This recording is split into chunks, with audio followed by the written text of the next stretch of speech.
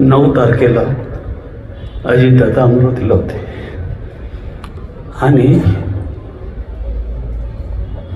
महानगरपालिकेच्या प्रचारासाठी आमच्यामध्ये आले होते. अजितदादा सोबत जवळपास मी 1995 पासून, तसं 91-92ला माझा परिचय होता, परंतु खऱ्या अर्थानं 1995ला ज्यावेळेस भुजबळ साहेब विरोधी पक्ष नेते होते, मी त्यांचा खासगी सचिव म्हणून काम करत होतो आणि आमचा A10ला बंगला होता विरोधी पक्ष नेत्याचा आणि तिथून आमचं विरोधी पक्षाचं काम चालू होतं. ते एकत्रित काँग्रेस होती. त्यापासून खऱ्या अर्थानं माझा दादांचा चांगला परिचय आला. नंतरच्या काळामध्ये 98ला काँग्रेस पक्षाने राष्ट्रवादी काँग्रेस पक्षाच्या 2 पक्ष झाले. त्यावेळेस भुजबळ साहेब विरोधी पक्षनेते म्हणून राष्ट्रवादीचे राहिले आणि त्या काळामध्ये खऱ्या अर्थानं 99 पासून दादासोबत सातत्याचा संपर्क आणि विश्वासाचं तांतर निर्माण होत गेलं. मला आठवते की 98ला ज्यावेळेस काँग्रेस राष्ट्रवादी काँग्रेसचं असं विभाजन झालं, त्यावेळेस रात्री 2-2, 3-3 वाजेपर्यंत आम्ही याद्या घेऊन बसलो होतो की काँग्रेसमधले कोण लोक आपल्यासोबत राष्ट्रवादीमध्ये येतील. आणि त्यावेळेस राष्ट्रवादी काँग्रेस पार्टी खऱ्या अर्थानं पुढं नेण्याचं पवारसाहेबांच्या नेतृत्वामध्ये आणि लोकांना विश्वास देऊन राष्ट्रवादी काँग्रेसमध्ये आपल्या करून घेण्याचं काम खऱ्या अर्थानं दादानं त्या काळात केलं. नंतर सातत्यानं दादांचा माझा संपर्क येत गेला, विश्वास वाढत गेला आणि विश्वास वाढत असताना त्यांनी मला सातत्यानं, मी जरी सरकारी अधिकारी म्हणून काम करत होतो, परंतु त्यामध्ये प्रत्येक ऑफिसमध्ये पार्टीचं काम एखादा अधिकारी करत असतो.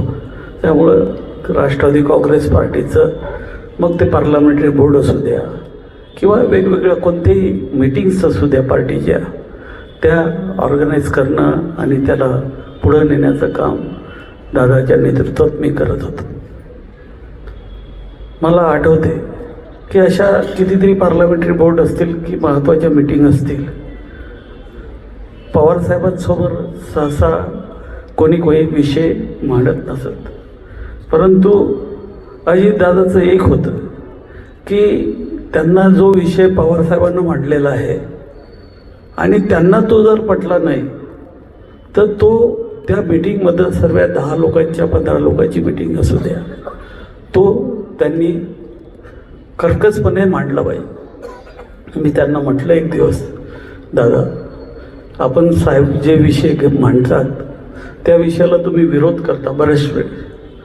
त्यामुळे खोडके, एक गोष्ट लक्षात ठेव, आपल्याला जे वाटते की हे चुकलं आहे ते आपण सांगायचं, निर्णय घ्यायचं काम त्यांचं आहे.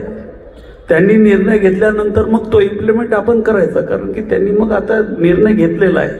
परंतु कोणताच विषय आपण आपल्या मनात ठेवला नाही पाहिजे, आपण एकदम मोकळेपणानं विषय मांडला पाहिजे. एक गोष्ट, आपण बावनकुळे साहेब इथं आहे, आपण बऱ्याचशा कॅबिनेट त्याच्यासोबत केलेलं असतील, म्हणजे जवळ 15-20 वर्षात तुम्ही, आम्ही पार्टीच्या विषयावर किती वेळ त्यांच्याशी बोलत होतो की दादा आपण हे काही जाहीररित्या बोलू नका, पण ते म्हणे की नाही, मला जे पटते त्याच्यात पार्टीचं नुकसान होऊ द्या की व्यक्तीचं नुकसान होऊ द्या, जे चूक आहे ते चूक आहे, मला त्याच्यात काही म्हणणं नाही.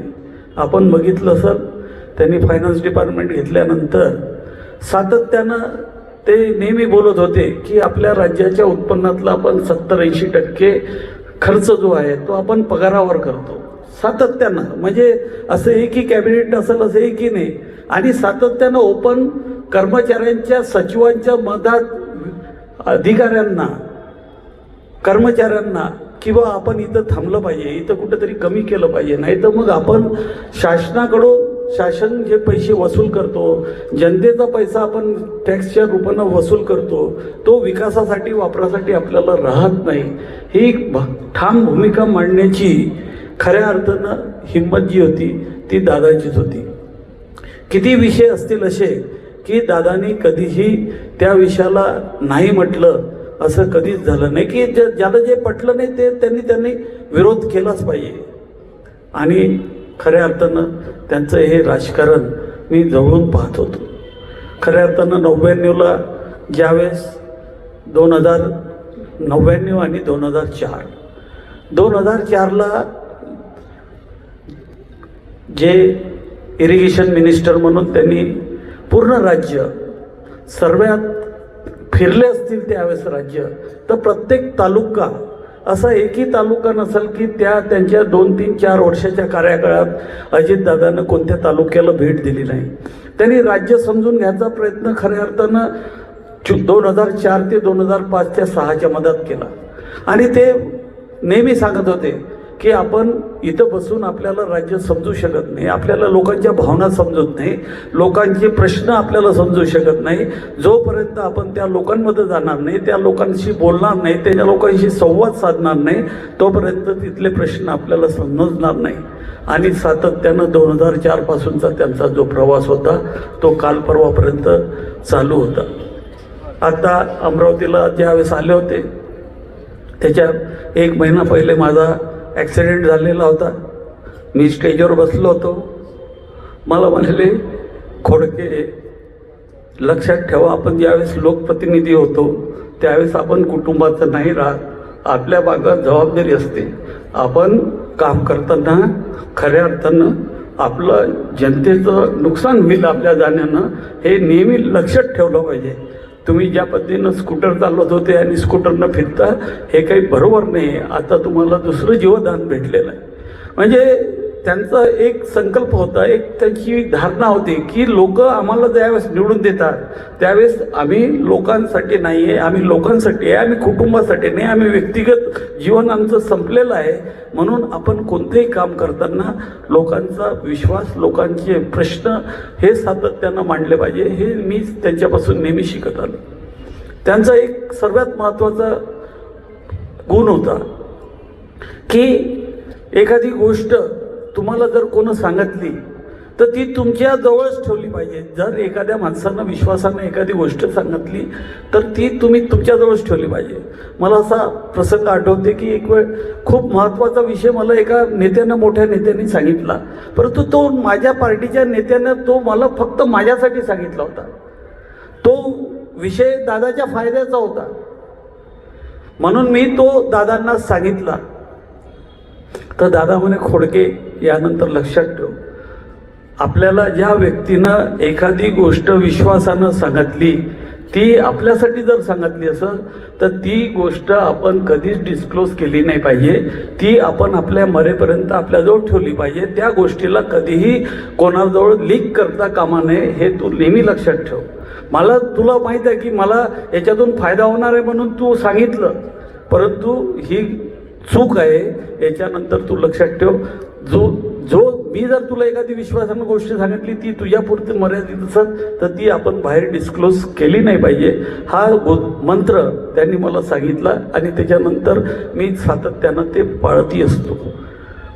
तुम्हाला या सर्व घटनेमध्ये आत्ताच्या मधातल्या काळामध्ये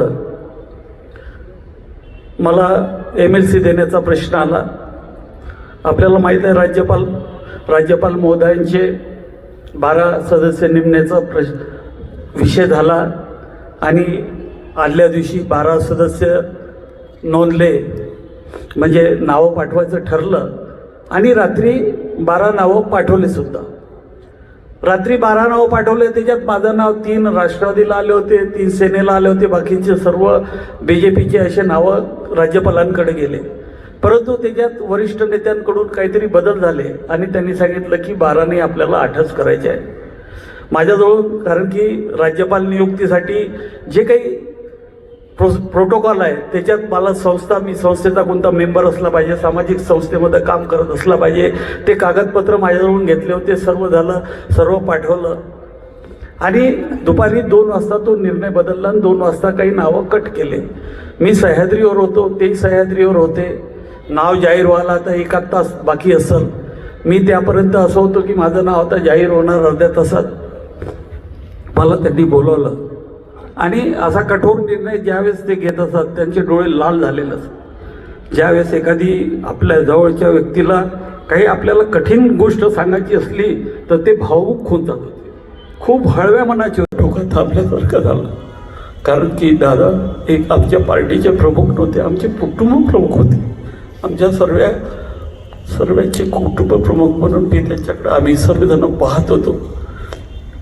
आणि त्यांच्या जाण्यानं आमच्या पक्षाचंच नाही तर पूर्ण राज्याचं एक आपण पाहिलं असं की दुसऱ्या तिसऱ्या दिवशी मी आमच्या प्रफुल्ल पटेलांना म्हटलं, मोठमोठ्या पत्रकारांना म्हटलं की तुम्ही आणि मी दादा जनतेमध्ये किती झुजले होते याचं मोजमाप आपण दादा गेल्यानंतर खऱ्या अर्थानं महाराष्ट्रानं आपल्याला दाखवून दिलं.